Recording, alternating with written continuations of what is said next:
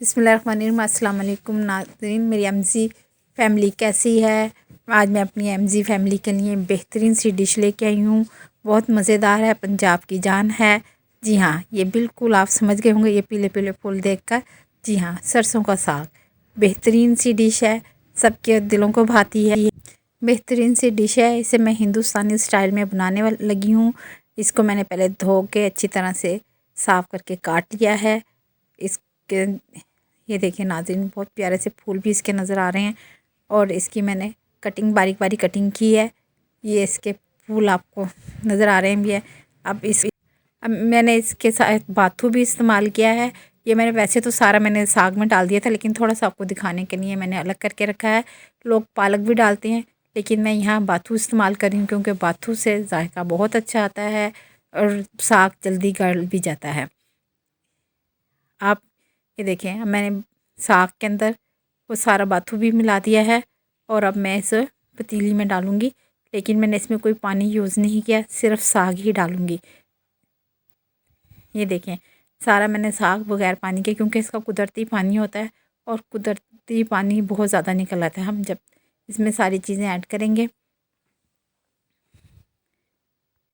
नाज़रीन, ये साग जो है मुझे एक गांव से ताज़ा ताज़ा तोहफ़ा आया था, तो मैंने कहा मैं आपके साथ भी शेयर करूं इस साग को।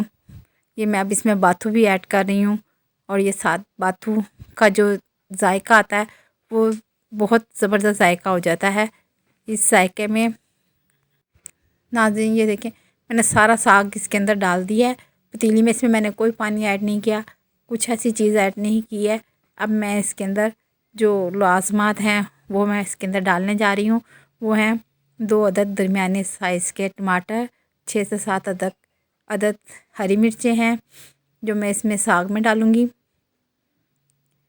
हल्दी है, नमक हस्बे ज़ायका या हस्बे ज़रूरत, जैसा कि मैं आपको बताती हूँ। लहसुन अदरक का पेस्ट 2 बड़े खाने के चमचे हैं। और अब मैं इसको पानी खुश्क होने के लिए इसको रख दूँगी, ताकि जब इसका पानी खुश्क होगा तो फिर हम इसका भगार लगाएंगे। मैंने इसमें प्याज भी नहीं ऐड किया है, ना ही दही इस्तेमाल किया है, सिर्फ टमाटर, लहसुन अदरक, हल्दी और नमक का इस्तेमाल किया है। और साबुत मिर्चें इसमें इसलिए डाली कि साबुत मिर्चों का अपना जायका आ जाए। अब मैंने इसे मीडियम फ्लेम पर रख दिया है। जब देखें इसका पानी खुश्क हो गया है, अभी जो बाकी पानी है वो जब तक इसका खुश्क हो जाएगा तो हम ये अपने ही पानी में साग गल जाता है। इसके अंदर जो मैंने हरी मिर्चें डाली थी अब उसको हम थोड़ा सा घोट लेंगे, ताकि उसका भी फ्लेवर इस साग के अंदर शामिल हो जाए। ये अदरक है, बारीक बारीक काटा हुआ अदरक, क्योंकि साग की जान है, इससे इसका फ्लेवर और टेस्टी हो जाता है। ये देखें नाज़रीन, अब ये पानी इसका खुश्क हो रहा है मुकम्मल तौर पे। मेरी एमज़ी फैमिली इसे एंजॉय करें।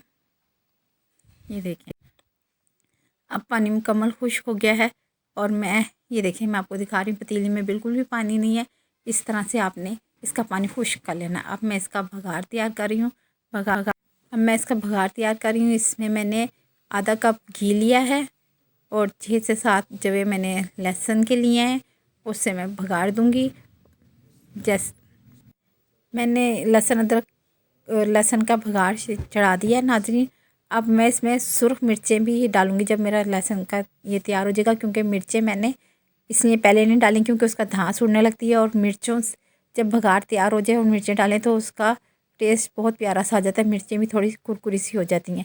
ये देखें जैसे सुर्ख हो गई हैं, ज़्यादा पकाना नहीं है क्योंकि धांस उड़ने लग जाती है। अब मैं ये भगार डाल दूँगी इसमें।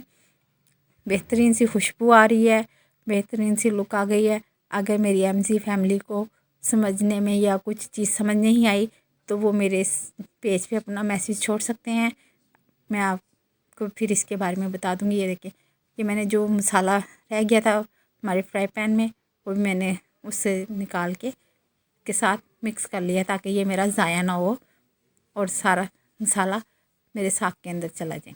ये देखिए, अब मैं आपको ये दिखा रही हूँ। अब मैं इसे भगार के बाद 10 मिनट इसको मैं हल्की आंच पे भूनूंगी, ताकि इसका फ्लेवर इसके अंदर जब हो जाए, घी का जायका इसके अंदर आ जाए। अब मैंने इसको 10 मिनट भूना है। मैंने इसमें कोई आटा नहीं शामिल किया, सिर्फ हिंदुस्तानी स्टाइल में मैंने इसको बनाया है। ये इसको हम अपनी ज़ुबान में ये कहते हैं साग की हमने भुजिया बनाई है। ये इसके अंदर आटा नहीं डाला। ये बहुत टेस्टी होता है। इसको मकई की रोटी के साथ खाएं। इसका ये मैंने इसको ये देखिए मेरा अच्छे से तैयार हो गया। मैं इसे डिश आउट करूँगी। बहुत प्यारी सी लुक आ रही है। इसमें मैंने हरे धनिया और हरी मिर्चों के साथ गार्निश किया है। अगर आपको मेरी ये रेसिपी पसंद आई है तो लाइक करें, शेयर करें और दुआओं में याद रखें। मकई की रोटी के साथ भी ये बहुत अच्छा साग लगता है। आप इसे एक दफ़ा ज़रूर ट्राई करें, आपको बहुत पसंद आएगा। शुक्रिया।